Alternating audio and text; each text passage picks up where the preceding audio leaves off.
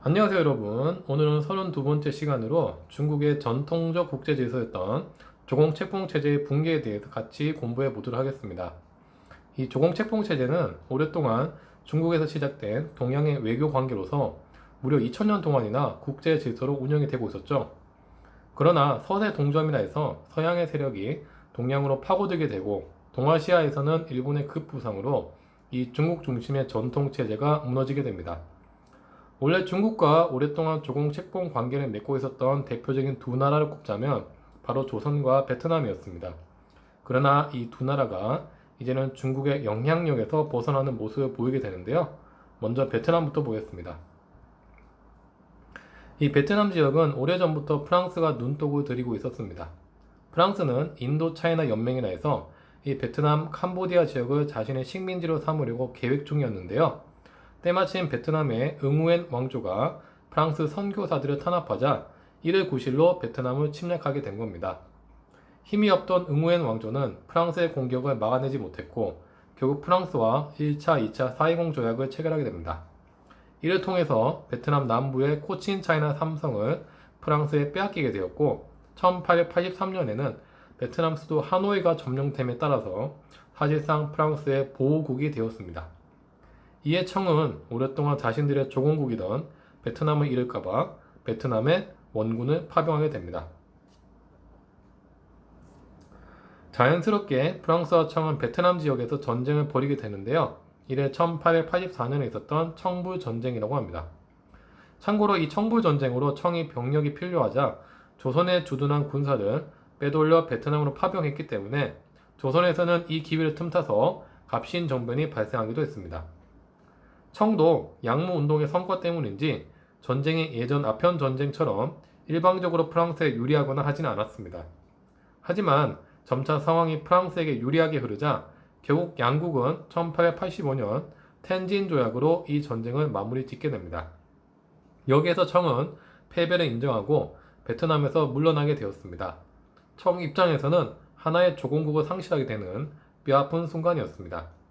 베트남은 이후에도 1885년 국왕 중심으로 근한운동을 전개해서 프랑스로부터 벗어나려 했지만 결국 프랑스의 식민지가 되는 것을 막지 못했습니다. 자, 그로부터 10년 뒤 청의 조공책봉 질서 붕괴는 조선에서도 터집니다. 1894년 당시 조선은 외국과의 불평등 조약과 탐관오리의 횡포로 백성들의 삶이 어려워지자 동학교도들을 중심으로 동학농민운동이 발생하게 됩니다. 당시 조선 관군은 허약해서 황토현 전투, 황룡촌 전투에서 모두 패하고 전주성까지 빼앗기는 수모를 당하게 됩니다. 이에 민씨 세력은 이모군란 갑신정변 때 그래왔듯이 이번에도 청나라의 원군을 요청합니다. 그런데 당시 조선에서 자신의 영향력 확대를 호시탐탐 노리고 있던 일본도 이 소식을 듣고 이모군란 때 맺은 제물포 조약 내용 중에서 자국민 보호를 근거로 해서 군대를 파견하게 됩니다. 자칫 한반도가 두 나라의 싸움터가 될 것을 우려한 조선 정부는 동학군과 전주 화약을 체결해서 청, 일본 양국의 군사 철수를 요구합니다. 하지만 이미 청과의 전쟁을 위해서 많은 준비를 하고 있었던 일본은 그럴 생각이 없었고 조선에 이 같은 문제가 또다시 발생하지 않기 위해서는 내정 개혁이 필요하다는 이유로 철군을 거부합니다. 오히려 힘으로 경복궁을 점령하고 조선의 내정 개혁을 강요하죠. 그리고 준비되었던 대로 청을 선제 공격해서 청일 전쟁을 일으키게 됩니다. 당시 일본은 청과의 전쟁에 온 국력을 쏟고 있었고 청은 준비도 덜 되었지만 양무 관료들 내에서도 견제와 파벌이 심해서 전쟁에 대한 힘을 하나로 모으지 못했습니다. 일본은 평양 전투, 황해해전 등에서 잇따라 승리하며 청군은 한반도에서 몰아냅니다. 또한 당시 일본의 대항에서 봉기한 동학농민군의 2차 봉기를 패퇴시키고 이제는 중국 랴오둥 반도와 타이완까지 공격해서 크게 승리하는 성과를 거두게 됩니다. 결국 전쟁은 열강의 종제 속에 청의 패배로 끝이 나게 되고 양국은 시모노세키에서 조약을 체결하게 됩니다. 그 내용 1조는 청은 조선의 독립을 인정한다. 즉 청은 이제 조선에서 완전히 손 떼라는 말입니다. 2조 요동반도 타이완은 일본에 할량한다. 여기에서 요동을 거치면 바로 청의 수도인 북경에 가깝습니다. 이는 청 입장에서도 큰 손실이자 굉장한 위협이 될 수밖에 없습니다. 3조 배상금 2억량을 지불한다. 당시 2억량이 어느 정도 돈인지 여러분들 체감이 안 될 것 같은데요. 당시 2억량은 일본 1년 국가 예산의 4배에 해당하는 금액이었습니다. 일본은 이 돈을 전부 다 군사력 확충에 신경을 써서 군사 강대국으로 더욱 거듭나게 됩니다. 결국 이 전쟁으로 동아시아에서 일본의 지위는 그 어느 때보다 높아졌습니다. 한편으로 청은 조선에 대한 종주권을 상실한 채 동아시아의 종이 호랑이 신세가 되었습니다. 이후 청에서는 일본을 보고 배우자는 변법 장악 운동이 일어나기도 합니다. 한편으로 시모노세키 조약이 이렇게 마무리가 되는 줄 알았는데 끝날 때까지 끝난 것이 아니었습니다. 당시 만주와 요동에 대한 이권을 노리고 있던 러시아는 일본이 이렇게 이권을 가져가는 것이 몹시 못마땅했습니다.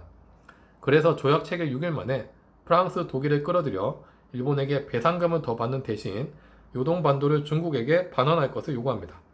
이를 삼국 간섭이라 합니다. 당시 이 삼국을 이겨낼 힘이 없었던 일본은 결국 이 조건을 수용할 수밖에 없었습니다. 하지만 이 일을 계기로 해서 일본은 동아시아에서 확실한 세력을 다지기 위해서는 결국 러시아를 제압해야 한다는 것을 알게 되었고, 한편으로는 강대국과의 외교 동맹도 매우 중요하다는 것을 깨닫게 됩니다. 일본은 이후 러시아를 가상의 적으로 간주해서 군비 확장에 심혈을 기울이게 되고 나중에는 영국, 미국과 동맹을 체결하기도 합니다.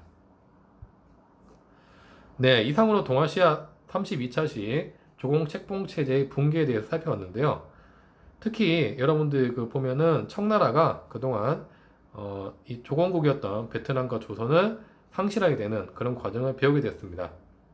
어떻게 보면 이제 전통적인 동아시아 외교지에서는 완전히 붕괴된 셈이라 볼 수 있습니다.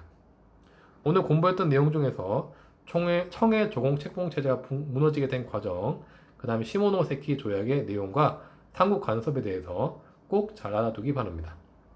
여러분 모두 수고했습니다. 다음 시간에 뵙겠습니다.